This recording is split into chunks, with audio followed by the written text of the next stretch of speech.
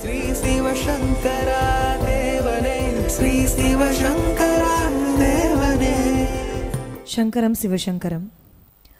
திருப்புட்குழியில் இருக்கும் பெருமாளைப் போல் இருந்த இடத்திலேயே இருந்து அருள் பாலிக்கிற ஒரு அசையா சொத்துதான் வைத்தமாநிதி என்றும், அவதார புருஷர்களாக வருகிற ஸ்ரீராமர், கிருஷ்ணர், இயேசு, புத்தன் போன்றவர்கள் அனைவரும் அசையும் சொத்துக்கள் என்றும் இதுவரை யாருமே சொல்லாத ஒரு புதுமையான ஆன்மீக விளக்கத்தை தாங்கள் அருளுரை ஒன்று தெரிவித்திருக்கிறீர்கள்.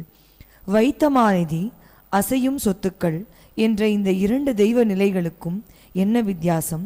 இதில் எது சிறந்தது என்று தெளிவுபடுத்துமாறு கேட்டுக்கொண்டு. நீங்கள் ஒரு பேங்க்கில் போய் சும்மாவானா உங்களுக்கு கொடுத்துருவாங்களா? நீங்கள் முதல்ல பணத்தை கொண்டு போய் அங்கே எப்படி பண்ணும், அந்த ரெக்கரிங் டெபாசிட், ஃபிக்ஸட் டெபாசிட் ஏதோ ஒன்று பண்ணால் அது மல்டிப்ளை ஆகும். ஓவர் த இயர்ஸ் அது வந்து வித் இன்ட்ரெஸ்ட் மல்டிப்ளை ஆகும். அந்த மாதிரி யாரெல்லாம் கடவுளிடத்தில் பண்டுரீதி நான் చేసిన கொருவு ஐயான்னு ஒரு தியாகபுரம், முன்பிறவிகள்லாம் ஏதாவது நல்ல சன்னிருப்பு இல்லையா, அந்த நல்ல விஷயங்களுடைய புண்ணியத்தை எனக்கு கொடு அப்படின்னு அர்த்தம். முருகனை பற்றி சொல்கிற போது நற்கரிசை ஓடக்காரன் அப்படின்னும், நல்ல செயல்களை செய்தவர்களுக்கு முருகன் ஓடக்காரனாக இருப்பான் இந்த பிறவி பெருங்கடலில் நீந்துவதற்கு அர்த்தம். ஸோ உலகத்தில் நாம் யாருமே புதுசு இல்லை. முன்னர் நமது இச்சையினால் பிறந்தோம் இல்லை, முதல் இடை கடை நம் வசத்தில் இல்லை. நம்ம பிறந்ததும் நாம் நினச்சிக்கிட்டு பிறகலை, பாஸ்ட் ப்ரெசன்ட் ஃப்யூச்சர் எதுவும் நம்ம கையில் கிடையவே கிடையாது. இப்போ எது நடந்ததோ நன்றாகவே நடந்தது, எது நடந்து கொண்டிருக்கிறதோ நன்றாகவே நடந்து கொண்டிருக்கிறது தான் பகவத்கீதை. கிருஷ்ண பரமாத்மாவுடைய அல்டிமேட் உபதேசம் அதுதான். இதில் சில பேர்கிட்ட பூர்வ புண்ணியம் நிறைய இருக்கும், சில பேர் தான தர்மங்கள்லாம் செஞ்சுருக்க மாட்டாங்க. இதுக்கு முன்பிறவிகளில் தான தர்மங்கள் செஞ்சுருக்கோம். இப்போ யார் தான தர்மம் நிறைய செஞ்சுருக்காங்களோ அவங்க எந்த அளவுக்கு செஞ்சாங்களோ அதுக்கேற்ற மாதிரி பதவி பூர்வ புண்ணியானாம். ஒரு ஜாதகம் எழுதுகிற போது கணக்கு பிள்ளைமாரோ இல்லை ஐயரோ என்ன எழுதுகிறாங்க, பதவி பூர்வ புண்ணியானம், இந்த ஜாதகத்துக்குள்ள பலன்கள்லாம் பூர்வ புண்ணியத்தை வைத்துக்கொண்டு அப்படின்னு முதலே எழுதிடுறாங்க. சரி, நீ பூர்வ புண்ணியம் பண்ணியிருக்கியா இல்லைன்றது எப்படி தெரியும்னா உன் ஜாதகத்தை பார்த்தாவே தெரியும். பூர்வ புண்ணியஸ்தானம்னு ஒன்று இருக்கும் உன் ஜாதகத்தில், லக்னத்துலேருந்து 16வது வீடுன்னு வச்சுக்கலாம். அதை பார்த்து அதில் எந்த கிரகம் இருக்குது அண்டு அந்த கிரகங்களுடைய சேர்க்கையினால் இந்த பிறவியிலும் உன்னுடைய வாழ்க்கையில் எப்படி இருக்க போகுது, whatever is fixed deposit of புண்ணியம்ங்கிற அர்த்தத்தில் நான் சொல்கிறேன். அது கண்டுபிடிச்சிடலாம், யார்கிட்ட என்ன இருக்குதுன்னு கண்டுபிடிச்சிடலாம். இப்போ நான் வந்து ஒரு சாதாரண பேக்ரவுண்ட்லேருந்து வந்தால்தான், அது நிறைய பூர்வ புண்ணியம் இருக்குது என்கிட்ட. அதனால் என்ன ஆகுது, என்னுடைய பூர்வ புண்ணிய ஸ்தானத்தில் 11th ஹவுஸ், அதில் 4 பிளானட் இருக்கும், சூரியன், சந்திரன், செவ்வாய், புதன். அப்போ சூரியன் சந்திரன் சண்டே மண்டே, செவ்வாய் புதன்னாக்கா Tuesday Wednesday, Sunday Monday Tuesday Wednesday, 4 கிரகம் என்னுடைய 16வது வீட்டில் இருக்கும். அதனால் என்னாவது என்னுடைய 10வது வீட்டில் குரு சுக்கரன் இருப்பாங்க, Thursday Friday, Sunday Monday Tuesday Wednesday, அது கீழே தேர்ஸ்டே ஃப்ரைடே. ஸோ 6 கிரகம் இப்படி வந்துடும். ஸோ இதெல்லாம் எப்போ வருது, இந்த பிரிவில் வருதா? இல்லை, இந்த பிரிவில் எனக்கு பேக்ரவுண்டே இல்லை. ஒரு பாரம்பரியமான நல்ல வேதம் படித்த குடும்பத்தில் வந்திருக்கேன், அதெல்லாம் நான் இல்லைன்னு சொல்ல. ஆனால் ஒரு சாதாரண ஸ்கூல் டீச்சர் ஃபேமிலியில் தான் வந்தேன். இப்போ எப்படி இதெல்லாம் பண்ண முடியுது இல்லையா? இவ்வளோ கோயில்களில் கட்ட முடியுது, இவ்வளோ பேர் ஏதோ ஒரு வகையில் வந்து ஆக்கர்ஷிக்க முடியறது இல்லையா, ஜனாகர்ஷணம்னு சொல்லுவாங்க. இதெல்லாம் எப்படி முடியுதுன்னா பூர்வ புண்ணியம் இருந்தால் தான் முடியும். அதனால் அவரவர் அனுபவம் அவர் தம்மை அறிவது. ஒவ்வொருத்தருக்கும் வாழ்க்கையில் ஒரே மாதிரியான அனுபவங்கள் வராது. திருஞான சம்பந்த மூர்த்தியை சீர்காழி குளத்தில் அவங்க அப்பா விட்டுட்டு நான் குளிச்சுட்டு வரேன்னு போகிறாரு. அப்பாவை காணுன்னு அவர் அழுகிறாரு. ஆகாசில் போயிட்டு இருந்த பார்வதியும் சிவனும் கீழே இறங்கி வந்து அவருக்கு ஞானப்பால் கொடுத்துட்டாங்க. அப்போது 3 வயசில் ஞான சம்பந்தர் அந்த காட்சியை பார்த்துட்டு தோடுடைய செவியன் பாட ஆரம்பிச்சிடுறாரு. நல்லா யோசனை பண்ணு. அப்போ உங்கள் குழந்தைய வேணால் நான் கூட்டின்னு போகிறேன், என் செல்வில் சீர்காழி குளத்தில் 2 அடி வேணாலும் நான் போடுறேன், சிவன் வந்துடுவாரா பார்க்கலாம். வர முடியாது. அவரவர் அனுபவம் அவர் தம்மை அறிவது. ஒவ்வொருத்தருக்கும் இந்த உலகத்தில் பழைய தவம் இருக்குது, பழைய வாசனாதிகள் இருக்குது. அதை வைத்துக்கொண்டு இப்போ இந்த பாட்டில் மூடி திறக்கிற சமாச்சாரம்னு நான் சொல்லிட்டேன். இந்த பாட்டில் மூடியை நான் திறக்கிறேன், அவங்க திறக்கிறாங்க, அவங்க திறக்கிறாங்க, யார் கையிலுக்கு போனோன்னே திறந்துச்சு. அப்போது ஒரு ஆத்மா தன்னை அறிந்து கொள்வதற்கான பல பிரயத்தனங்களை செய்கிறது. எவ்வளோ எஃபர்ட் எடுத்துக்கிட்டே இருக்கு. ஒரு பிறவியில் இல்லை. செல்லா நின்றை தாவர சங்கமத்து எல்லா பிறப்பும் எடுத்தெடுத்து நான் இழைத்தேன், இன்று உன் திருவடிகள் கண்டு இன்புற்றேன் தான் ஆன்மீகம். ஒரு குறிப்பிட்ட பிறவியில் தான் அது கிடைக்கும். ஞான சம்பந்தருக்கு 3 வருஷம் பாக்கி இருந்தது. அதுக்கு முன்பிறவிகளுடைய விட்டக்குறை தொட்டக்குறை, அதனால் அவருக்கு 3 வயசில் கிடைக்குது. ஆதிசங்கரருக்கு 12 வயசில் கிடைக்குது. இயேசுநாதருக்கு 32 வயசில் கிடைக்குது. சிவசங்கர் பாபாவுக்கு 36 வயசில் கிடச்சிச்சு. ஸோ இது எதை வச்சுன்னா முன்பிறவிகளுடைய கண்டினியூட்டியில் வரக்கூடிய விஷயம். It's all transfer. பிறவிக்கு பிறவி அந்த எனர்ஜி வந்து ட்ரான்ஸ்ஃபர் ஆகிட்டே இருக்கும். அதனால் ஒருத்தருடைய அனுபவம் இன்னொருத்தருக்கு இல்லை. இப்போ பட்டினத்தார் இருந்தார், அவருக்கு பிள்ளையே இல்லைன்றதுனால சிவனே மகனாக வந்து பிறந்தார். கப்பல் வியாபாரத்துக்கு போயிட்டு வரட்டி கொண்டு வர்றாரு கப்பலில். என்னடா ஒரு நாட்டுக்கோட்டை செட்டியார் வம்சத்தில் வந்து வரட்டி தானே வாங்கின்னு வருவேன்னு உடனே அவர் இப்படி போட்டு உடைக்கிறாரு. அதில் முத்து மாணிக்க பரல்கள் வருது. ஒரு ஓலை தாங்குது, காதற்ற ஊசியும் வாராது காணும் கடைவழிக்கே அப்படின்னு. இப்போ நீ சாகிற போது காது வஞ்சி போன ஊசி கூட உங்களுடைய எடுத்துகிட்டு போக முடியாதுன்னு. அவ்வளோதான். சிவனே மகனாக வந்து அவருக்கு உபதேசம் கொடுத்தாரு. இவர் எல்லாத்தையும் விட்டுட்டு போய் மரத்தடியில் உட்காந்துட்டு பட்டினத்தார் ஆகிட்டார். அவருடைய பேர் திருவெண்காடன். ஸோ திருவெண்காடனாக இருந்தவர் தான் பட்டினத்தார். அவர் பெரிய கப்பல் கம்பெனி ஓனராக இருந்தவர். அந்த நிமிஷம் இருக்குது. எமை தடுத்து அடிமை கொண்டு பாரமாய பழவினை அறுத்து 3வது ஸ்டேஜ் என்ன, தன்னை நினைந்துருக தருகின்றார். ஒரு குறிப்பிட்ட நேரம் வரும்போது கடவுள் உன்னை தடுத்தாற் கொள்கிறான். உனக்கு பாரமாக இருக்கக்கூடிய பழைய கர்மாக்கள் எல்லாம் போக்குறான். அதுக்கப்புறம் உன் லைஃப்பில் கடவுளை நினைக்கிறத தவிர வேறு ஒன்றுமே உனக்கு இல்லை. உருகும் செயல் தந்து உணர்வேந்து அருள்வாய், பாடும் பணியே பணியாய் அருள்வாய் மாதிரி கடவுளை தவிர வேறு எதுவுமே உன் மைண்டில் வரத்துக்கான வாய்ப்புகள் இல்லை. ஒவ்வொருத்தருக்கும் it's a continuity of the previous birth. இந்த பிறவியில் எப்போ வரும் சொல்ல முடியாது. இல்லை இந்த பிறவியில் வந்துருமானு கேரண்டி கிடையாது. Maybe you will come again. இன்னொரு பிறவி வரலாம், எத்தனையோ பிறவி எடுக்கலாம். ஆனால் எல்லாருக்கும் இது சொத்து தான். உலகத்தில் இருக்கிற எல்லாருக்கும் நீ வந்து நான் இந்தியாவுடைய பிரைம் மினிஸ்டர் ஆகணும்னு நினச்சேன்னு வை, அடுத்த ஜென்மத்தில் ஆக முடியாது. ஆனால் 10 ஜென்மம் ஆனால் ஆகும். வெளியிடப்படாத ரகசியம் இல்லை. தகுதி உடையவனவனும் அவனுக்கு எல்லாம் கொடுக்கப்படும். ஸோ நீ ஒரு தாட்டை வந்து விதை மாதிரி போடுற. எந்த விதை போட்டியோ அது ஒரு நாள் முளைச்சி தீரும். நாளைக்கு காலையில் ஒரு மண்பானையை வச்சு அதை சுற்றி கொஞ்சம் மணலை கொட்டி 4 இது போட்டீங்கன்னா மறுநாள் காலையில் பச்சுன்னு வந்திருக்கும். ஒரு ஆலமரம் வர்றதுக்கு கொஞ்சம் நாள் இல்லையா? அந்த மாதிரி ஒவ்வொன்றுக்கும் காரண காரியங்கள் இருக்கும். எல்லாருடைய அனுபவம் ஒரு மாதிரி வராது. பெண் பைத்தியமாக இருந்தார் அருணகிரிநாதர். இப்போ வாழ்வு என்னும் மாயில் எந்தனை இட்டனையே தாழ்வானவை நீ செய்யாதன்னு தாம்பளவோ நீ வாழ்வாய் வாழ்வாய் மயில் வாகனன்னு சொல்லி சாக போகிற போது கடவுள் வந்து அவரை சரித்தார் கொண்டு சும்மா இரு சொல்லறங்கிறாரு. 12 வருஷம் அப்படியே திருவண்ணாமலை திண்ணையில் உட்காந்துருந்தப்புறம் திருப்பியும் முருகர் வர்றார். இனி நாமேல் நடங்கிறார். அப்போ அவருக்கு வந்த அனுபவம் அப்படி. அப்போ நீ வந்து அந்த பொம்மனாயிசர் அந்த காம விகாரத்தில் இருந்திருந்தால் உனக்கு அந்த மாதிரி வரலாம். ஒரு வால்மீகி இருக்கான், அவன் கொள்ளைக்காரனாக இருக்கான். ஓகே, அவனுக்கு இந்த மாதிரி ப்ராப்ளம் எல்லாம் கிடையாது. அப்போ அங்குலி மாலைன்னு ஒருத்தர் இருக்கான். அவன் அந்த காட்டு வழியாக யாரை போனால் எல்லாரையும் பொருளை பறிச்சுக்கிட்டு அவங்க கட்டை விரல மாலையாக போட்டுக்கிறது. அங்குலின்னா இது. ஸோ மாலையாக போட்டுக்குன்னு சுற்றுவான். அவனுடைய அனுபவங்கள் வேறு மாதிரி. துளசிதாசர் அவர் பொம்பளை பைத்தியம் இல்லை, ஆனால் பொண்டாட்டி பைத்தியம். அதாவது அக்பர் பாஷாவுடைய சைன்யத்துக்கு அனுப்புகிறாங்க. எனக்கு வயிற்று கலக்குதுன்னு சொல்லி நைட்டில் ஓடி வராரு. வந்தாக்கா ஒரே மலை. அவங்க அப்பா அம்மா சொல்கிறாங்க, நீ இந்த மாதிரி ஆள் எங்களுக்கு தெரியுண்டா, அவன் பொண்டாட்டி அவங்க அப்பா அம்மா கிட்ட அனுப்பிச்சுட்டோன்னு. அந்த வெள்ளத்தில் நீந்தி போகிறாரு. மாமனார் விட்டு கதவு தட்டுறாரு, திறக்கலை. பின்பக்கம் போய் ஒரு மரத்தோட கிளையை பிடிச்சி புழக்கடவையாக குதிக்கிறாரு.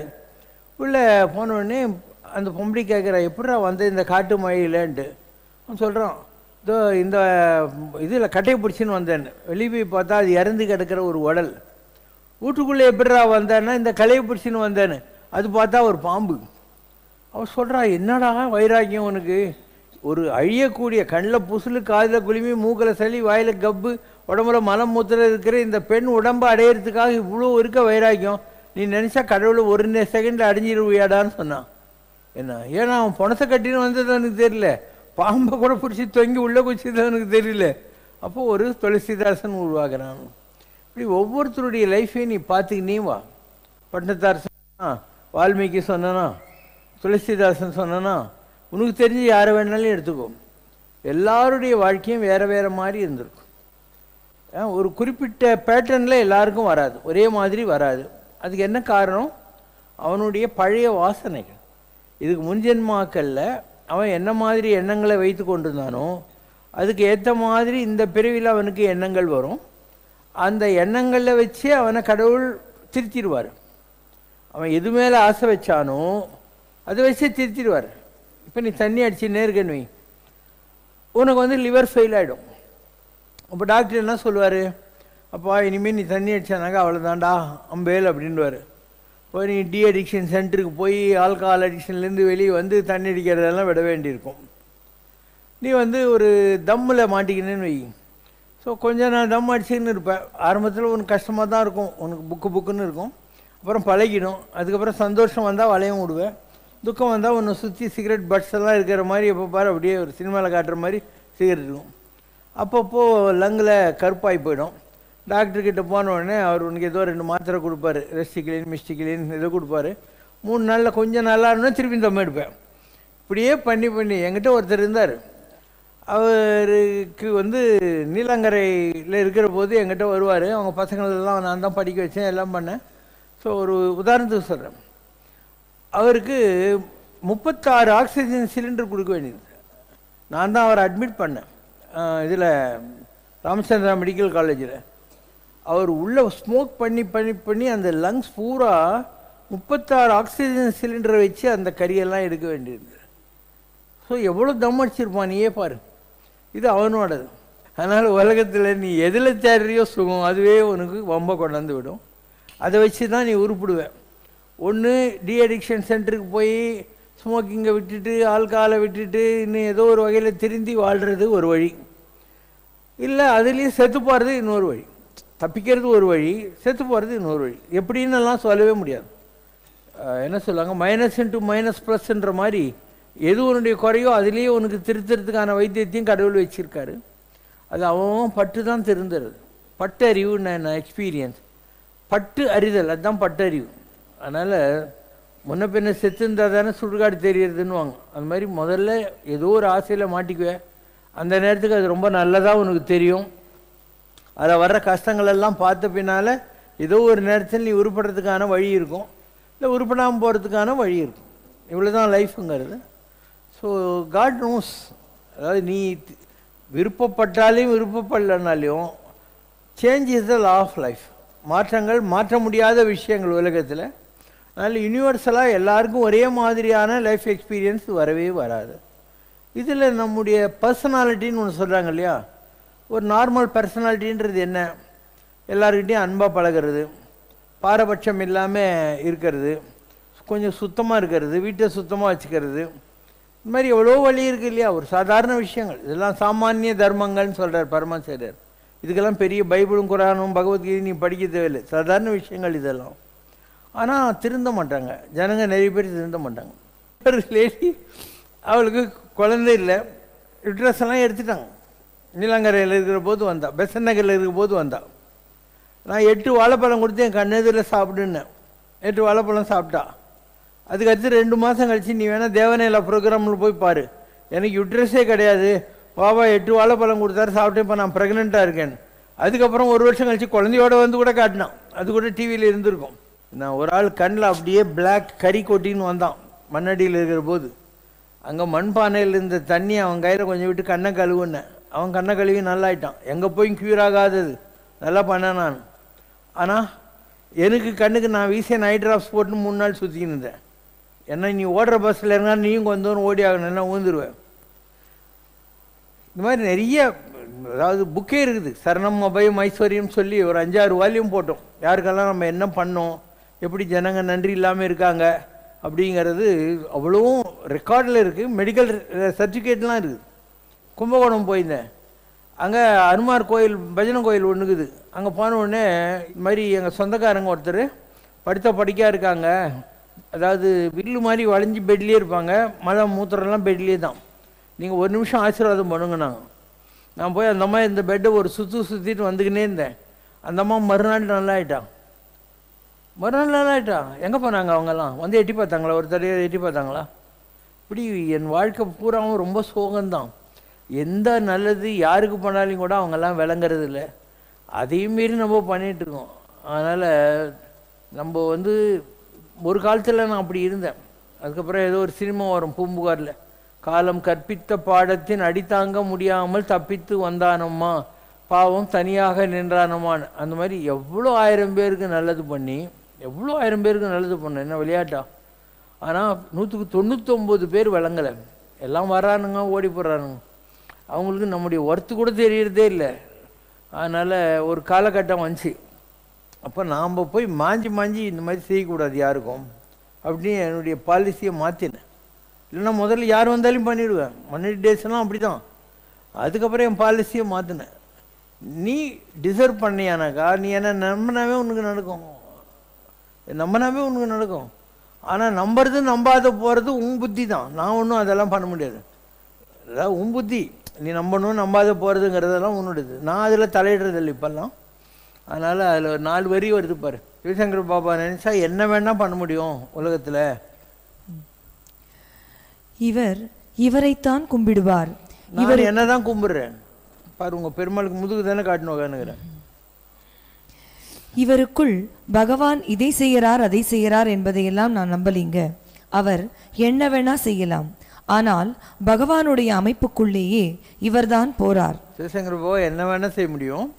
ஏன்னா அந்த கடவுளுங்கிற அமைப்புக்குள்ளேயே நான் தான் போறேன். அந்த ஞானம் என்கிற கேதுதான் இவரை ஆட்டி படைக்கிறதால. அப்போ உங்கள் ஜாதகம்லாம் பார்க்குறீங்க இல்லையா, அதில் கேதுன்னு ஒரு கிரகம் இருக்கும். கேதுன்னா யார்? பிள்ளையார். அந்த கேதுவே நான் தான், பிள்ளையாரே நான் தான். இந்த உலகத்தில் என்னால் ஒரு விஷயத்தை பண்ண முடியலன்னா வேறு யாராலையும் பண்ண முடியாது. ஏன்னா பிள்ளையார் விநாயகன். விநாயகன்னா தனக்கு மேலே யாருமே இல்லைன்னு அர்த்தம். விநாயகன் முழு கடவுள், முதல் கடவுள். அந்த பிள்ளையார் நான் தான்.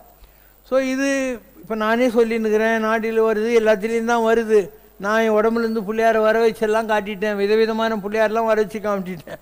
இந்த நாட்டில் இல்லை, ஆஸ்திரேலியாவிலேருந்து எல்லா நாட்டிலையும் வர வச்சு காமிச்சிட்டேன்.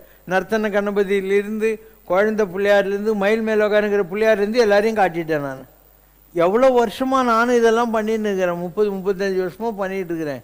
நிஜமாக எத்தனை பேருக்கு அந்த டெடிக்கேட்டட் தாட் வருது, இந்த நம்பிக்கை எத்தனை பேருக்கு வருது இல்லையா? அதனால் என்ன வேணால் பண்ண முடியும். ஒரு காலத்தில் பண்ணிட்டு இருந்தேன். பிற்காலத்தில் நான் சொன்ன மாதிரி இந்த மாதிரி ஜனங்களை பார்த்து எனக்கே ஒரு ஃப்ரஸ்ட்ரேஷன் வந்து அதெல்லாம் நிப்பாட்டிட்டு இப்போ என்னன்னா, உனக்கு நம்பிக்கை இருந்து நீ என்னை சீரியஸாக எடுத்துனியானா உனக்கு தானாக நடக்கும். நான் ஒன்றுமே பண்ண தேவையில்லை, தானாக நடக்கும். நான் ஒன்றும் பண்ண தேவையில்லை. அது அவங்கவுங்க நம்பிக்கையை அவங்க தான் வளர்த்துக்கணும். அவன் நம்பிக்கையை நான் பார்சல் கட்டி இந்த புடி 1/2 கிலோன்னெலாம் கொடுக்கறது கிடையாது. இன்றைய காலகட்டத்தில் மக்கள் பொருளாதார ரீதியில் மிகவும் சுபீட்சமாகத்தான் வாழ்கிறார்கள். லௌகீக முன்னேற்றமும் அடைந்து இருக்கிறார்கள். கூடவே கடவுள் வழிபாடும் நம்பிக்கையும் மக்கள் மத்தியில் அதிகமாகத்தான் இருக்கின்றன.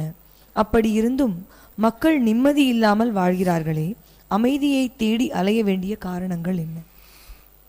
இந்த கடவுள் நம்பிக்கை என்பதே வந்து ஒரு நடிப்பு தான். நிஜமாக கடவுளை இவங்கெல்லாம் நம்பலை. இவனுக்கு என்னன்னா, ஒரு என்ன சொல்லுவாங்களே, ஏடிஎம் மிஷின் கடவுள்ன்றது. இவங்க அந்த கடவுள்கிட்ட போய் அந்த உண்டியில் ஒரு கீஞ்சி 2 ரூபா நோட்டு போட்டுட்டு என்னவோ கேட்கணும். 1008 ஒரு 10 ரூபா போட்ட உடனே அவர் இவனுக்கு தன கனக வஸ்து வாகனம் எல்லாம் சொல்லி மோட்ச சாம்ராஜ்ய பிராப்தரஸ்தோ அப்படின்னு. நீ போட்ட கீஞ்ச 10 ரூபாய்க்கு அவன் மோட்சத்தை கொடுத்துருவான் குடுமி. நீயும் ஏமாத்தின்னுக்கிற, அவனையும் ஏமாத்தின்னுக்கிறான் அவனை. அதே மாதிரி நீ ஜாலியாக இருப்ப, நல்லா ட்ரெஸ் பண்ணின்னு எல்லா வசதியோடு இருப்ப. எந்த கோயிலில் நீ சாமி கும்பிட்டு கேட்டுக்கிறியோ அந்த சாமி அழுகு துண்டை கட்டின்னு உட்காந்துருக்கும். நைந்த கந்தைக்கும் கதிய தீரு ஐயா அப்படின்னு வள்ளலார் பாடுறாரு திருவல்லிதாயம் கோயிலில். பிரிட்டானிய இது டிவிஎஸ்க்கு எதிரில் இருக்குது. ஸோ ஒரு கடவுள் அழுகு துணி கட்டின்னு சுற்றின்னுக்கிறான். நீ வந்து பட்டு புடவை கட்டிக்கினேன், பட்டு வேசி கட்டினேன், தீபாவளிக்குன்ற கராப் பண்ணிக்கிட்ட எல்லாம் பண்ணிட்டு ஊரு கதை பேசுறதுக்காக கோயிலுக்கு போயினுக்கிற. நீ அந்த சாமி எப்பயாவது பார்த்தியா? நீ நல்ல ட்ரெஸ் போட்டுக்கிறிய, சாமி அப்படி இருக்கு, நீ பார்த்தியா எப்பயானா? அதனால் பக்தி என்பது வளரவே இல்லை உலகத்தில். எல்லாரும் போய் சொல்கிறாங்க. யார் ரொம்ப கஷ்டத்தில் இருக்கிறானோ அவன் நிஜமாகவே கடவுளை நம்புகிறான். எவனுக்கு கடவுள் ரொம்ப வசதியெல்லாம் கொடுத்துருக்காரோ அவன் 199 பேர் கடவுளை நம்பலை. கடவுளை ஒரு ஊருகா மாதிரி வச்சுன்னு இருக்கான். இப்படி தான் வச்சுருக்கேன். நிஜமான நம்பிக்கை வரல ஜனங்களுக்கு. இதெல்லாம் நம்ம சொன்னாவே ஜனங்கள் அப்படியா இப்படியா, நான் அப்படி கும்பிட்றேன் இப்படி கும்பிட்றேன். என்ன கும்பிட்டேன்? இப்போ ஒரு டிக்கெட் வாங்கிட்டு உங்கள் வீட்டில் இருக்கிறது 5 பேருன்னு வை, உங்கள் பேரன் கொழுந்தியா எல்லாருக்கும் சேர்த்து நட்சத்திரம்லாம் சொல்லி அந்த ஐயர்கிட்ட நீ தட்டை போட போகிற 10 ரூபாய்க்கு இருக்கிறது 27 நட்சத்திரம், நீ 30 நட்சத்திரத்துக்கு அர்ச்சனை பண்ணினுக்கிற ஒரு டிக்கெட் வாங்கிட்டு. இல்லை இருக்கிறதே 27 நட்சத்திரம், நான் இதெல்லாம் அலோவ் பண்ணுறேன்னு பார்த்தியா? எல்லாருக்கும் ஒரே பூஜை, எல்லாருக்கும் ஒரே அபிஷேகம், எல்லாருக்கும் ஒரே யாகம். நீ வா கோயிலில் உட்காரு, யாகத்திடு, பல்லக்கிடு, தேரிடு. காலம்லாம் எனக்கு கட்ட தேவையில்லை. எந்த கோயிலுக்கு போனாலையும் 5000 10,000 தேர் இழுக்க முடியாது, பல்லக்கு தூக்க முடியாது. இங்கே எல்லாருக்கும் ஒரே ட்ரீட்மெண்ட், எல்லாரையும் உட்கார வச்சு பிரசாதம் கொடுக்குறோம், எவ்வளோ நேரம் வேணால் சாமி கும்பிடுன்றோம், ஒன்றுமே கிடையாது. நல்லா பாடுறாங்க, எல்லாம் அழகாக வச்சுருக்கோம் நம்ம. ஸோ ஜனங்களுக்கு ஒரு உண்மையான ஆன்மீகம் என்னன்னு தெரியாது. ஜனங்க எல்லாருமே ஒன்றா தெரிஞ்சு ஏமாத்துறாங்க, இல்லை தெரியாமல் ஏமாந்து ஏமாத்துறாங்க. ரெண்டில் ஒன்று. நிஜமான பக்தி, நிஜமான ஞானம், ஒரு கமிட்மெண்ட் டு காட் வரவே இல்லை. நான் ரொம்ப கஷ்டப்பட்ட நாள்லாம் இருக்குது வாழ்க்கையில். இப்போ ரத்னகிரியில் ஒரு சாமி இருக்காங்க, எனக்கு 54 வருஷமாக அவரை தெரியும். அவர் எனக்கு ஒரு நாள் எழுதி கொடுத்தாரு, நீ இன்னிலிருந்து கடவுளையே கும்பிடாத, எந்த கோயிலுக்கும் போகாத. எனக்கு நிஜமாக எழுதி கொடுத்தாரு. நான் நினைக்கிறேன் 1984 நினைக்கிறேன். எந்த கோயிலுக்கும் போகாத, எந்த கடவுளையும் கும்பிடாத அப்படின்னு எழுதி கொடுத்தாரு. நான் அவருக்கு லெட்டர் எழுதினேன். நீங்கள் சொன்னதை நான் யோசனை பண்ணி பார்த்தேன். கண்ணப்பன் ஒப்பதோர் அன்பினால் கண்ணப்பா வல்லேன் அல்லேன், வாழால் மகவறிந்து ஊட்ட வல்லேன் அல்லேன். கண்ணப்பன் அந்த காலத்தினாதர் கண்ணில் ரத்தம் வந்த உடனே கண்ணை பிடிங்கி வச்சான். இப்போ நாளைக்கு கன்சாமி கோயில்லையோ கபாலீஸ்வரர் கோயில்லையோ சிவனுக்கு கண்ணில் ரத்தம் வந்தால் நான் என் கண்ணை பிடிங்கி வைப்பேன்னா எனக்கு தெரியாது. புள்ளக்கறி வேணும்னு கேட்டால் சிறுத்தொண்ட நாயனார் பிள்ளையை வெட்டி போட்டார் கபாலிக வடிவத்தில் சிவன் வந்தபோது. தீண்டினால் திருநீலகண்டம் என்ற போது அந்த 2 பொண்டாட்டியும் விட்டுட்டு இருந்தவன் திருநீலகண்ட யாழ்ப்பாணர் பண்ணார். ஸோ இப்படிப்பட்ட பக்தியெல்லாம் பார்த்த கடவுள், நான் என்ன ஒரு 1.5 நான் ஊதுவத்தி 2 கற்பூரம் ஒரு கந்தசஷ்டி கவசம், நீ என்னடா பெரிய பக்தன் அப்படின்னு என்னை விட்ட நான் எங்கே போவேன்? நான் இவ்வளோ பாடுபட்டுன்னு இருக்கிறதே அந்த கடவுளுக்காகவும் அவனுடைய தரிசனத்துக்காகவும் அந்த அருளுக்காகவும். அதனால் ஐ எம் ஸோ சாரி. நீங்கள் நான் நிஜமாக சொல்கிறேன், நீங்கள் சொன்னதை நான் கடைப்பிடிக்க முடியாதுன்னு எழுதினேன். அவர் எனக்கு லெட்டர் எழுதினார், உன் பக்தியின் பரிமாணத்தை நான் உரசி பார்த்தேன், நீ தேறி விட்டாயின்னு எழுதினார். நான் உனக்கு டெஸ்ட் வச்சேன், நீ பாஸ் ஆகிட்டேன் அப்படின்னார். அதனால் வாழ்க்கையில் ஏதோ சுகம் வரணுங்கிறதுக்காக கடவுளை கும்பிட்றது, வந்தாக்கா அதுக்கு அபிஷேகம் பண்ணுறது, வரலன்னா கடவுளை என்ன கொடுத்தார் கடவுள்னு சொல்லி தூஷணம் பண்ணுறது, இதெல்லாம் கிடையாது. நன்றே வரினும் தீதே விலகினும் நான் அறிவது ஒன்றேயும் இல்லை. நல்லது வந்தால் என்ன, கெட்டது வந்தால் என்ன, எனக்கு அதுக்கு சம்பந்தம் இல்லை. நடுக்கடலில் வீழ்கினும் என்னை கரையேற்றுதல் திருவுளமே. நான் கடலில் விழுந்துட்டா கூட என்னை கரை தேக்கிறது கடவுளே நீ நினச்சா தான் முடியும். அன்றே என்ற ஆவியும் உடமையெல்லாமும் குன்றே எனையா என்னை ஆட்கொண்ட போதே கொண்டில்லையோ. என் உடல் பொருள் ஆவி எல்லாத்தையும் பகவானே நீ என்னை என்னைக்கு பிடிச்சியோ அன்றைக்கே பிடிச்சிட்ட, இனி நன்றே செய்வாய் பழையோ செய்வாய், நானே இதற்கு நாயகமே. நல்லது செய்ய போறியோ கெட்ட செய்ய போறியோ, என்னை சிரிக்க வைக்க போறியோ அழ வைக்க போறனோ, எனக்கு அதுக்கு என்ன சம்பந்தம்? ஏன்னா நான் உன்னுடையவன், நான் உன்னுடையவன். கபீர்தாசராக இருந்தவர் ஒரு பொட்டி கடையில் எரான்பாய் நாடர் கடையில் இருக்கிற மாதிரி ஒரு பையன், வேலை செய்கிற பையன், யாரோ கோதுமை கேட்குறாங்க. இவர் கோதுமையை அளந்து போடுறாரு. 1 2 3 4 5 6 7 8 9 10 11 12 ஆகிப்போச்சு. 13 வருது. 13னா 2 அர்த்தம், 13ன்னு ஒரு அர்த்தம், நான் உன்னுடையவன் அர்த்தம். அதனால் சீக் மதத்தில் தேராபந்தின்னு வாங்க, அது கடவுளுடைய கூட்டத்தில் நான் ஒருத்தன், ஒத்த தொண்டரோடு கூட்டு கண்டாய்ங்கிற மாதிரி. அந்த 13 வந்தோடனே ஒரு மைண்டு கடவுள்கிட்ட போயிடுது, தேரா தேரா தேரா அப்படின்னு. கடை ஓனர் வர்றான், இவர் தலையை சுற்றி ஒளி வட்டம். என்னடா நம்ம ஏதோ பொட்டி கடை பையன் நினச்சின்னு இருந்தவன் இவ்வளோ பெரிய ஞானியாக இருக்கானே அப்படின்னு சொல்லி, அப்பா நீ பெரிய ஞானின்ட்டான். இந்த குருநானக்குடைய வாழ்க்கையில் நடந்த நிகழ்ச்சி. அப்போது ஒரு 13ங்கிற வார்த்தை வந்த உடனே கடவுள்கிட்ட தேரான்னு போகிற அளவுக்கு இருந்தால் அவனுக்கு கடவுள் தரிசனம் கட்சிடும். வெறும் ஊதுவத்தி கற்பூரம் உட்காந்துன்னு கட்டு கட்டு கதட்ட கட்டு முட்டு முட்டு இதிலெல்லாம் கடவுள் கிடைக்கவே கிடைக்காது. நகி நகி ரட்சதி டுக்குருங்காரனே, அதிலெல்லாம் கிடைக்கவே கிடைக்காது. என்ன ஒரு ஆழ்ந்த ஒரு பக்தி இருந்து கடவுளுக்காக அழணும், உனக்கு அழ தெரியணும், தொழ தெரியணும், அப்போ கடவுள் கிடைக்கும். கடவுள் கிட்ட உனக்கு அழுக வரணும், ஆனால் வராது. ஏன்னா பக்கத்தில் இருக்கிறவங்க என்ன நினைப்பாங்கன்ற ஒரு ஈகோ உங்கள்கிட்ட இருக்குது. அதனால் என்ன பண்ணுவேன், அப்படியே அட்ஜஸ்ட் பண்ணிக்குவேன், அழுக வராத மாதிரி. இந்த சிரிப்பு ஒன்று தான் கேட்காப்புக்கான்னு சிரிச்சின்னு இருப்பேன் எல்லாருக்கிட்டையும். ஒரு கோயிலில் கூட உன்னால் நிஜமாக மனசு விட்டு அழ முடியல. கதறி கதறி நைந்து நைந்து உருகி ஊற்றிடும் கண்ணீர் அதனால் ரோமம் சிரிப்ப கலர்மரம் ஒட்டித்து வம்மின் உலகிலீர் மரணமில்லா பெருவாழ்வில் வாழ்ந்ததெல்லாம் கண்டாய். அதெல்லாம் பெரிய அனுபவங்கள், அவ்வளோ ஈஸி கிடையாது. எனக்கு 26 ஜனவரி 1984 ரத்தனகிரியில் அபிஷேகம், ஒரு அறக்கட்டளை. சாமி சொன்னார், அன்றைக்கி குடியரசனும் லீவ் இருக்கும், அதனால் நீ அந்த நாள் எடுத்துக்கோ அப்படின்னாரு. என் பேரில் ஒரு ட்ரஸ்ட் இருக்குது. ஸோ அதில் வர்ற அந்த வட்டியை வச்சுக்கிட்டு அன்றைக்கி அபிஷேகம் நடக்கும். ஸோ 1984 நான் அங்கே உட்காந்து இருக்கேன். அப்போது எதுக்குன்னு தெரியாது, உட்காந்து ஓன்னு அழறேன். நான் கோயிலில் அபிஷேகம் நடக்கிற அந்த 1.5 மணி நேரம் 2 மணி நேரம் அழறேன். நான் பக்கத்தில் ஒய்ஃப் இருக்காங்க, அவங்கெல்லாம் கர்ச்சீஃபெல்லாம் கொடுக்குறாங்க. ஏன் அழுவுறீங்கன்றாங்க. சாமி என்னையே பார்த்துன்னு இருந்தார். பேப்பர் எடுத்து, இந்த மாத இறுதிக்குள் உன் வாழ்க்கையில் ஒரு வரவேற்கத்தக்க மாறுதல் நிகழும் அருளாசிகள் அப்படின்னு எழுதி கொடுத்தார். எனக்கு அப்போ கூட ஒன்றும் புரியல. அது ஏதோ நம்ம பிஸ்னஸ் பற்றி தான் சொல்கிறாரு போல இருக்குதுன்ட்டு வீட்டுக்கு வந்து அண்ணா நகரில் எனக்கு வீடு படுத்துட்டேன்.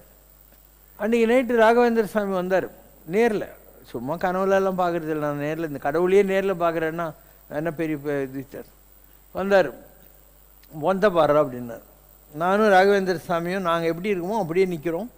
என் உடம்பு இறந்து கிடக்குது. என் உடம்புலேருந்து ஒரு 5 தலை நாகம் வெளியேறி பழனி தண்டாயுதபாணிக்கு இடது பக்கத்தில் போய் நின்று அந்த நாகம் மெல்ட் ஆகிட்டு தங்கமயமான ஒரு சித்தராக மாறுது. ஃபுல் கோல்டு மாறிட்டு பௌர்ணமிக்கு 8 ரூபா, 11 பௌர்ணமி, சுவாமிநாதா, வெங்கடேஸ்வரா அப்படின்னு 2 மந்திரம் கொடுக்குது. ஒன்று சடாட்சரம், ஒன்று அஷ்டாட்சரம். அஷ்டமா சித்திகளுக்கு எங்கள் சித்தர்கள் பாஷையில் 8 ரூபான்னு பேர். 11 பௌர்ணமிக்குள்ளே உனக்கு அஷ்டமா சித்திகளும் கிடைக்க போகுது. 2 மந்திர உபதேசம் கொடுத்தாங்க, சடாட்சரம் அஷ்டாட்சரம். அதுக்கப்புறம் my life was not normal. எல்லாம் விட்டு எனக்கு 3 bus, 4 lorry, 6 van, cash box பேங்க்குக்கு எடுத்துன்னு போகிறதுக்கு, பேங்க் ஆஃப் மெஜிராக்கு 3 காரு, மைசூர் சாண்டல் சோப், ஜாஃப்ரா மேனஸ், கிளாஸ்கோ, டிஜிட்டல் இந்தியாக்கெல்லாம் stockist, Anna Nagar rotary club தலைவர், மெட்ராஸ் கூட்ஸ் டிரான்ஸ்போர்ட் அசோசியேஷன் 14 வருஷம் தலைவர், அண்ணா நகரில் ஷூட்டிங் பங்களா. என் வீட்டில் டெய்லி ஷூட்டிங் எடுப்பாங்க, 5000 ரூபா ஒரு நாளைக்கு வாடகை வந்துச்சு. எல்லாம் போச்சுன்னா எனக்கு இன்ட்ரெஸ்ட் போயிடுச்சு. எப்போ பாரு அழுதுகின்னே இருப்பேன். திடீர்னு சிங்கம் மாதிரி கத்துவேன், தட்டால்னு விழுவேன், 10 அடி தள்ளி போய் விழுவேன். ரோட்டில் போகிறவங்களாம் இந்த ஆளுக்கு என்ன ஆச்சுன்னு பார்க்குற அளவுக்கு மோசமாகி போச்சு என் கண்டிஷன். சட்டு போடுறதை நிப்பாட்டிட்டேன், செருப்பு போடுறதை நிப்பாட்டிட்டேன், ஷேவ் பண்ணுறதை நிப்பாட்டிட்டேன். ஐயப்பசாமி ஒரு வேஷ்டி கட்டிக்கின்னுட்டு, ஒரு கோபால் பல்படி, ஒரு இன்னொரு கருப்பு வேஷ்டி, ஒரு துண்டு எடுத்துன்னுட்டு கிளம்பிட்டேன். பஸ் ஸ்டாண்டில் போய் படுத்துவேன், பஸ்லேயே தூங்கின்னு போவேன். இப்படிலாம் அலைஞ்சி அலைஞ்சி அலைஞ்சி எங்கே காடு நம்பி மலை, மேந்தகிரி மலை, மருத்துவாள் மலை, அந்த மலை இந்த மலை எல்லாம் அலைஞ்சி அலைஞ்சி அலைஞ்சி தான் நான் ஞானியானேன். இப்போ யாராவது நினச்சி பார்த்துப்பாங்களா? ஒரு அபிஷேகம் நடக்குது கோயிலில், நான் அன்றைக்கி அழுகுறேன். அந்த அழுகை தான் அழுதால் உன்னை பெறலாமேங்கிறதுக்கு ஸ்டார்டிங் பாயிண்ட். அந்த அழுகு தான் என்னை ஞானியாகிச்சு. அந்த அழுகு தான் என்னை எல்லாம் போனாலும் பரவாயில்ல, நடுறதுக்கு தெருக்கு போனால் கூட. இப்போ பிரகலாதன் இருக்கான், அவனை கடலில் போட போகிறாங்க. அவன் பூஜை பண்ணுற விக்கிரகம் இருந்துதான். அவன் சொன்னானான், என் விக்கிரகம் என் பெருமாள் முழுகிடக்கூடாதுன்னு தன்னை அந்த பெருமாள் இடத்துல வச்சு கட்டிட சொன்னானான். என்னை இப்படி படுக்க போடுங்க, தண்ணீர் தூக்கி போடுங்க. அந்த மாதிரி நான் முழுகினாலும் என் பெருமாள் முழுகக்கூடாது அப்படிங்கிற ஒரு பிரகலாதனா மாறுறதுக்கு உனக்கு வைராக்கியம் இருந்தால் இந்த அழுகை என்பது எவ்வளோ பெரிய நிலைக்கு உன்னை கொண்டு போகுங்கிறது உனக்கு தெரியும். சரி, ஏதோ ஒரு மகான் ஆகிட்டேன், உனக்கு அகல்ட்டு போகிற கட்சிச்சு, எல்லா கடவுளையும் பார்த்துட்டேன், அதனால் உனக்கு வாழ்க்கையில் கஷ்டமே வராதுன்னு நினச்சா நீ தான் வடிகட்டின முட்டாள். என்ன, இந்த உடம்புக்கு தானே கர்மான்றது. உடம்புன்னு இருந்தாக்கா பசி எடுக்கும். நீங்கள் 2 இட்லி சாப்பிடலாம், மொத்தம் 20 இட்லி சாப்பிட்றோம், 2 இட்லி சாப்பிட வேண்டி தான் இருக்கும். ஸோ எதுவாக இருந்தாலும் உடம்புக்கு உள்ள ரூல்ஸு உடம்புக்கு, ஆத்மாவுக்கு உள்ள ரூல்ஸ் ஆத்மாவுக்கு. ஒருத்தன் இருந்தான், அங்குலி மாலன்ற கொள்ளைக்காரன். அவன் என்ன புத்தர் கூட்டின்னு வந்து பிம்பிசார மகாராஜா கிட்ட அவனுக்கு மன்னிப்பு வாங்கி கொடுத்துட்டு மொட்டை போட்டு அவன் கையில் புத்த பிட்சுக்களுக்கு உள்ள அடையாளங்களை கொடுத்து போய் பிச்சை எடுத்து சாப்பிடுன்னு தொத்திடுறாரு. அவன் போகிற இடத்துல இவன் இனிமேல் திருப்பி அடிக்க மாட்டான்னு தெரிஞ்சோடனே எல்லாரும் கல் எடுத்து அடிக்கிறாங்க.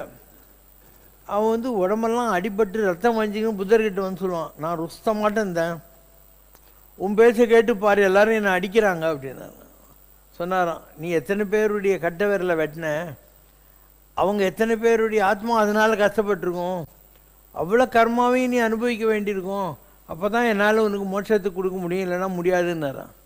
இப்போ யார் ஒருத்தர் காஞ்சி பரமாச்சாரியர் இல்லை, ராமசுரத்குமார் சாமி இல்லை, ரத்னகிரி சாமி இல்லை, புனி மகான் இல்லை, கோடி மகான் இல்லை, யாராக இருந்தாலும் அவங்கவுங்க கர்மாவை அவங்க அனுபவிச்சு தான் ஆகணும். உலகத்தில் டிஸ்பியூட்டே இல்லாத ஒரு ஆள் காஞ்சி பெரியவர். அவருக்கு ஒரு கண்ணு சுத்தமாக வேலை செய்யாது. இந்த கண்ணு பத்ரி நாராயணன் வந்து கொஞ்சோண்டு ஏதோ டார்ச் அடிச்சுன்னு இப்படி படிக்கிற அளவுக்கு பண்ணி கொடுத்தான். ஒரு லங்கு வேலை செய்யாது, உள்ள மணல் போயிடுச்சு. அவர் ஒன்றுமே சாப்பிடாமல் இருந்திருந்தால் அவர் கிரானிக் அல்சர் வந்துடுச்சு. ஸோ நீ 99 வருஷம் இருந்து எல்லா ஜனங்களுக்கும் ஆசீர்வாதம் பண்ணியிருந்த பரமாச்சாரியருக்கு ஏன் உடம்புல இந்த சீக்கெல்லாம் அப்படின்னு நீ கேட்கக்கூடாது. அது உடம்புக்குள்ளது. அவருக்குள்ள இருக்கிற காமாட்சிக்கு எந்த கர்மமும் கிடையவே கிடையாது. இப்படி உலகத்தில் உடம்பு வேற, ஆத்மா வேற. உடம்பார் அழியின் உயிரார் அழிவர், உடலுக்குள் உத்தமன் ஒரு பொருள் கண்டேன். அந்த உடம்புக்கு எதுக்கு மரியாதைன்னா, உள்ள சாமி இருக்கார். இந்த கோயிலை எதுக்கு பெருக்கியிருக்க? சாமி. அதுக்காக இதை பெருக்கிற, மூழ்கிற, எல்லாம் பண்ணுற, லைட்டு போடுற, எல்லாம் செய்கிற. ஸோ உடம்பு வேறு, ஆத்மா வேறு. அதனால் நீ வந்து கடவுளை சொகுசாக இருக்கிறதுக்கும் சொர்க்கத்துக்கு போகிறதுக்கும் சுகமாக இருக்கிறதுக்கும் தான் தேடுவேன். கடவுளுடைய எந்த ரூல்ஸுக்கும் கோஆப்ரேட் பண்ண மாட்டேன்னா நீ கடவுளை கும்பிட்றதே வேஸ்ட்டு. சுண்ணாம்பு கால வாயில் உட்காந்தாலையும் நற்றுணையாவது நமச்சிவாயமே சொல்லணும். அப்படி இருந்தால் நீ அப்பர் சுவாமி ஆவ, இல்லைன்னா லோயர் தான். ஸோ யாராக இருந்தாலும் இந்த உலகத்தில் கர்மாவை கழிக்க வேண்டியிருக்கும். கர்மாவை கழிக்காமல் கடவுளை ஏதோ ஒரு தாயத்து மாதிரி நினைக்கிற யாருக்கும் கடவுள் கிடைக்காது, நிஜமாக கிடைக்காது. நான் எவ்வளோ கஷ்டப்பட்டுருக்குன்னு எனக்கு தான் தெரியும். வாழ்க்கையில் ஒவ்வொரு தடவை நான் மேலே போகிற போதும் அவ்வளோ கஷ்டப்பட்டுருக்கேன். ஒவ்வொரு தடவையும் கஷ்டப்பட்டுருக்கேன். சாதாரணமாக நினைக்க வேண்டியதில்லை. வாழ்க்கையில் எவ்வளோ கஷ்டங்கள் வரும், எப்படியெல்லாம் வரும் நினச்சி கூட பார்க்க முடியாது, அவ்வளோ கஷ்டங்கள். சரி, உனக்கு புரிஞ்ச கதைக்கே வரேன். நான் வந்து மண்ணடிலாம் இதெல்லாம் விட்டு நீலாங்கரைக்கு வந்து ஒரு பெரிய ஆசிரமமெல்லாம் கட்டினோம். டெய்லி 2000 3000 ஜனங்களுக்கு சாப்பாடு போட்டோம், நல்லது செஞ்சோம். கால் கெடுக்க நின்று என் காலெல்லாம் வீங்கி போச்சு. இல்லை, அந்த வெற்றி கோசம் சொல்லுவாங்க, அந்த ஒரே மாதிரி ஸ்ட்ரெயின் கொடுத்து எல்லாம் வந்துச்சு. அந்த ஆசிரமத்துக்கு நெருப்பெல்லாம் வச்சு 5/6/1999 இப்போ எல்லோரும் என்ன நினச்சிப்பாங்க, அவர் தான், இவர் கதை முடிஞ்சு பாரு இவ்வளோலாம் பண்ணி இந்த மாதிரி ஆகிப்போச்சு அப்படின்னு தான் நினைப்பாங்க. அப்படி தான் நினைப்பாங்க. அதுக்கப்புறம் நடந்தது நீ யோசனை பண்ணிப்பார். ஒரே வாரத்தில் அதே ஆசிரமத்தை திருப்பி கட்டினேன். அங்கே கொஞ்ச நாள் இருந்தேன். அங்கே ஜனங்க வந்து நன்றி இல்லாமல் போயிட்டாங்க. அவங்க வீட்டு பிள்ளைங்களுக்கு சோறு போட்டு டியூஷன் கற்றுக் கொடுத்தோம். எல்லாருக்கும் பாட்டிலாக டானிக் மருந்தெல்லாம் கொடுத்து வைத்தியம் பார்த்துக்கின்னு உட்காந்துருந்தோம். டெய்லரிங்கு, எம்ப்ராய்டரி, டெக்ஸ்டைல் பெயிண்டிங் எல்லாம் கற்றுக் கொடுத்துருந்தோம். லைப்ரரி நடத்தியிருந்தோம். ஜனங்களுக்கு நன்றி இல்லை. மகாபாரதத்தில் துரோணாச்சாரியார் தனது மகனான அஸ்வத்தாமனுக்கு பிரம்மாஸ்திரத்தை கொடுத்த போது அவன் அதை நியாயமற்ற முறையில்தான் பயன்படுத்துவான் என்பதால் பிரம்மாஸ்திரத்தை மனிதர்களுக்கு எதிராக ஒருபோதும் பயன்படுத்தக்கூடாது என்ற ஒரு கண்டிஷனுடன் தான் அதை கொடுத்திருக்கிறார். அதே சமயத்தில் துரோணர் மற்றொரு பிரம்மாஸ்திரத்தை அர்ஜுனனுக்கும் கொடுத்திருக்கிறார். மனிதர்களுக்கு எதிராக பயன்படுத்தக்கூடாது என்று விரும்பிய துரோணர் அஸ்வத்தாமனுக்கு பிரம்மாஸ்திரத்தை இயக்கும் வித்தையை ஏன் கற்றுக் கொடுக்க வேண்டும்? ஏன் அதே மாதிரி பிரம்மாஸ்திரத்தை அர்ஜுனனுக்கும் கொடுக்க வேண்டும்? பிரம்மாஸ்திரம் என்பது துரோணரால் கொடுக்கப்படக்கூடிய விஷயம் அல்ல. இந்த மாதிரி தெய்வீக அஸ்திரங்கள் எல்லாம் அந்தந்த கடவுள்கிட்ட இருந்து வாங்கிறதே தவிர, இப்போ கிருஷ்ணர் கூடயே இருந்தான் அர்ஜுனன். அவன் வந்து ஸ்ரீசைல மல்லிகார்ஜுனர் வந்து சிவங்கட்டை இருந்து எதுக்காக பாசுபதாஸ்திரம் வாங்குறான் இல்லையா? கிருஷ்ணரை கொடுக்கலாமே. அந்த மாதிரி பாசிபிள் இல்லை. அந்தந்த தெய்வத்துக்கிட்டேருந்து தான் வாங்க முடியும். ஒன்று. ரெண்டாவது, அஸ்வத்தாமனுக்கு அதை பிரயோகம் பண்ண தெரியுமே தவிர திருப்பி வாங்க தெரியாது. அவன் எதுக்காக பிரயோகம் பண்ணான்னா, இந்த பஞ்ச பாண்டவர்களுடைய வம்சத்தெல்லாம் அழிக்கணும்னு பார்த்தான். ஏன்னா அவனுடைய நண்பனாகிய செஞ்சோற்று கடன் பாக்கி வைத்திருந்த துரியோதனனை தொடையில் தட்டி இந்த பீமன் கொலை பண்ணுறான். கிருஷ்ணனே அதுக்கு உடந்தையாக இருக்கான். ஸோ அந்த கோபத்தில் அவன் என்ன பண்ணான், பழி வாங்கிறதுக்காக பஞ்ச பாண்டவர்களுடைய வம்சத்தையே அழிக்கணுங்கிறதுக்காக அந்த அஸ்திரத்தை யூஸ் பண்ணுறான். இதுதான் நடந்தது. அப்போது எல்லாரும் செத்து போகிறாங்க.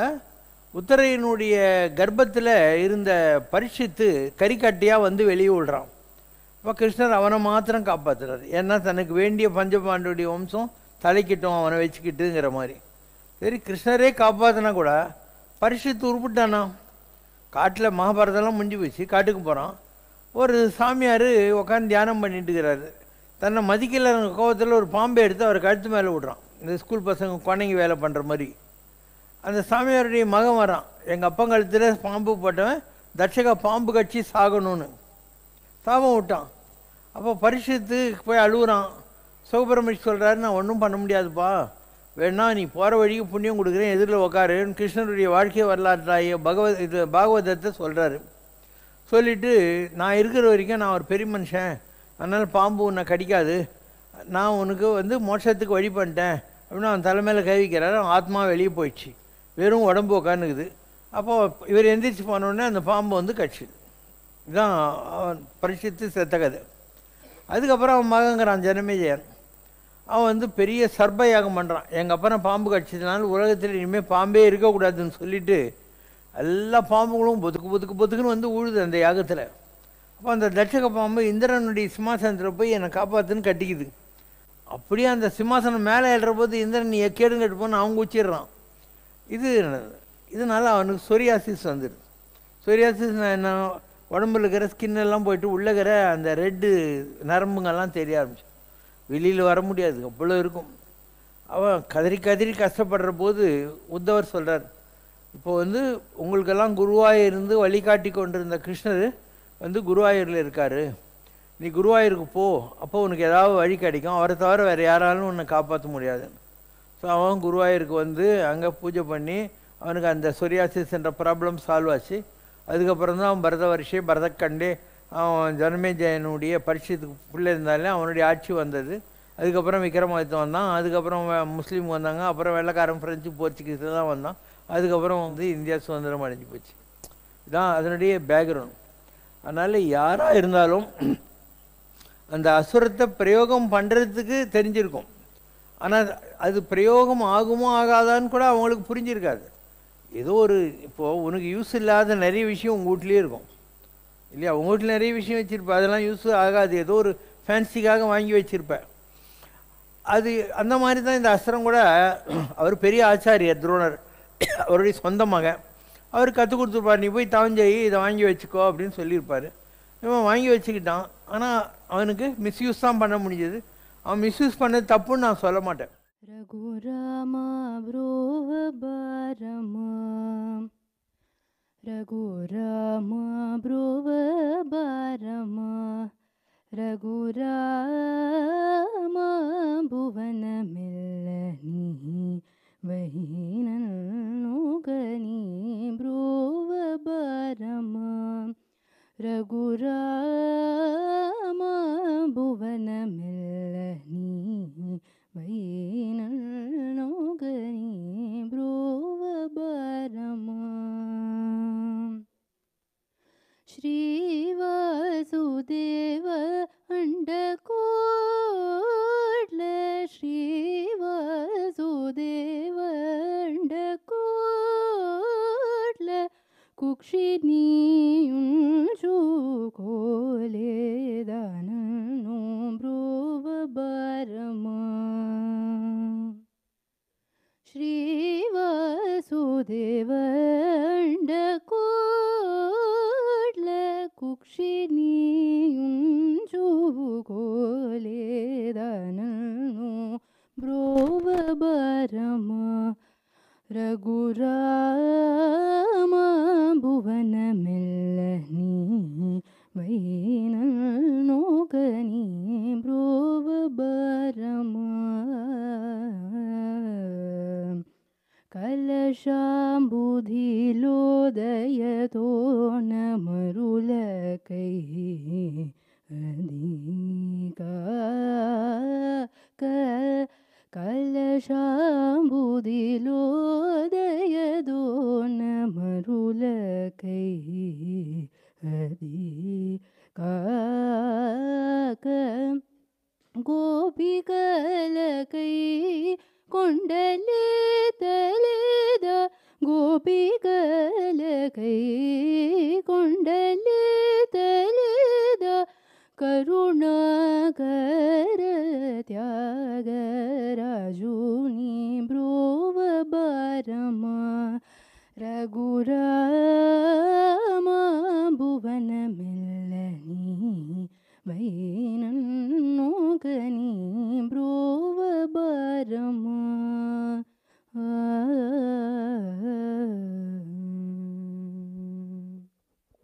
இறைவன் வரமாட்டானோ கூவி அழைத்தால் இதயம் நெகிழ கோவிந்தா என்று துதித்தார். இறைவன் வரமாட்டானோ கூவி அழைத்தார் இதயம் நெகிழ கோவிந்தா என்று துதித்தார். உதயமாகி மறையும் கதிரெதையும் கேட்டதா, ஊற்று மழையும் காற்றும் ஏதும் எதிர்பார்த்ததா, நதி பெருகி வளம் பெறவே நன்றி கேட்டதா, நானிலம் தான் நம்மை தாங்க வினை கேட்டதா. இறைவன் வரமாட்டானோ கூவி அழைத்தார் இதயம் நெகிழ கோவிந்தா என்று துதித்தார். ஓம் ஜெய் சிவசங்கரரே சுவாமி ஜகத் பரிபாலகரே, ஆதி சங்கர அவதாரா அநாத ரக்ஷகரே. ஓம் ஜெய் சிவசங்கரரே, அன்னையும் தந்தையும் நீரென்றறிந்தும் அன்பில் நனைகின்றோம் சுவாமி, அன்பில் நனைகின்றோம். ஆசானும் இறையாகிய தேவா நின்னடி பணிகின்றோம். ஓம் ஜெய் சிவசங்கரரே, கைலையை பன்முறை வலம் வந்தாய் ஓ கருணாகர கீர்த்தி சுவாமி, கருணாகர கீர்த்தி. மயிலையில் நின்று வரம் தருகின்றாய் மங்களகர மூர்த்தி. ஓம் ஜெய் சிவசங்கரரே, ஆனந்த சாகரம் தனிலம்மையாழ்த்தும் அற்புத அருள் ஜோதி சுவாமி, அற்புத அருள் ஜோதி. ஆரத்தி செய்து பாடி மகிழ்ந்தோம் அருள்வாய் பரஞ்சோதி.